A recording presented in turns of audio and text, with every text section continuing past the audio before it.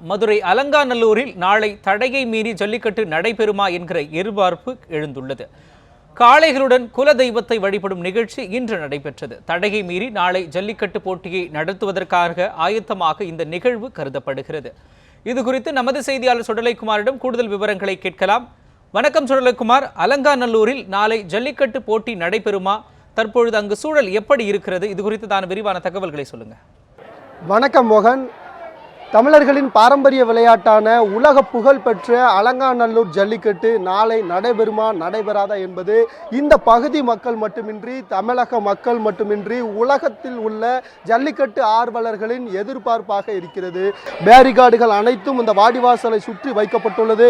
மேலும் மாடுகள், காளை மாடுகள், ஜல்லிக்கட்டு காளை மாடுகள் இந்த வாடிவாசல் பகுதிக்குள் வரும் பகுதிகளானும் சரி, இந்த வாடிவாசலிருந்து வெளியே வரக்கூடிய பகுதிகளும் சரி, பேரிகார்டு முழுவதும் அடைக்கப்பட்டு இந்த வாடிவாசல் தற்பொழுது காவல்துறையின் கட்டுப்பாட்டுக்குள் கொண்டு உள்ளது.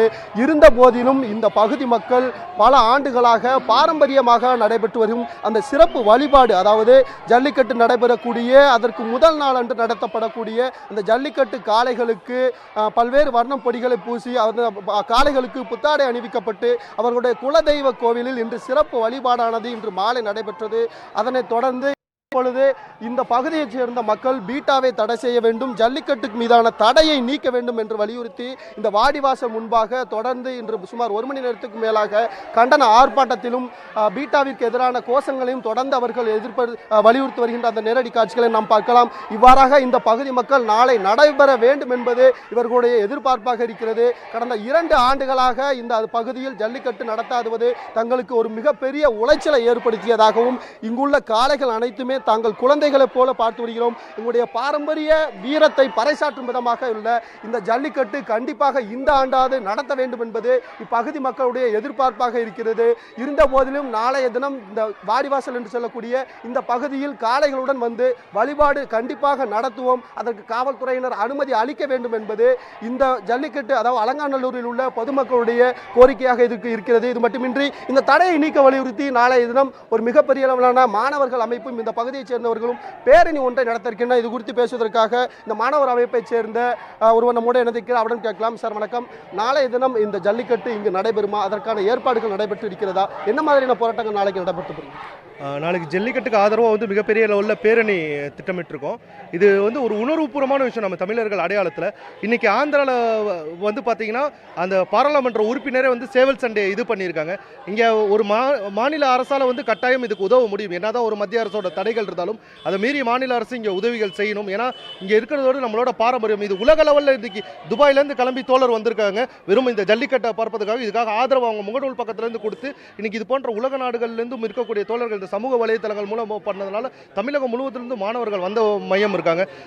இதுக்கு இந்த பார்லமெண்ட்ல இன்னைக்கு நடந்த மாதிரி இங்கேயும் நடக்கணும். ஆனால் இது எல்லாமே இப்போ ஒரு கண் துடைப்பான ஒரு ஜல்லிக்கட்டை தான் நம்ம நடத்துகிறோம். நம்ம ஒரு உணர்வுபூர்வமான, நம்ம உண்மையாக நம்மளோட காளைகள் திமிழ் மேலே ஏறி விளையாடக்கூடிய ஒரு ஜல்லிக்கட்டு இன்னும் நடக்கலை. இப்பயும் நம்ம ஒரு போராட்டமும் இதோ பண்ணாலும் நம்ம காளைகளை வெறும் அவுத்து விடக்கூடிய ஒரு ஜல்லிக்கட்டாக தான் இருக்கும்.